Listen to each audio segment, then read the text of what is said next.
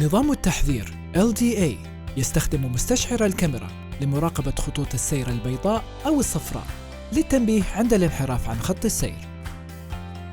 تعمل وظيفة التحذير من الخروج عن خط السير عند تشغيل النظام LDA عند وصول السرعة إلى 50 كيلومتر في الساعة أو أعلى، عند تعرف النظام على خطوط السير على الطرق بعرض 3 أمتار أو أكثر، عند عدم تشغيل إشارة الانعطاف، عند قيادة السيارة على طريق مستقيم أو خلال منعطف بسيط.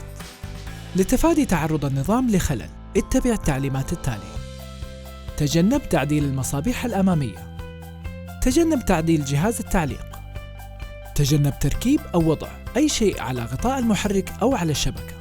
في حال الاضطرار لإصلاح الزجاج الأمامي، راجع وكيل تويوتا.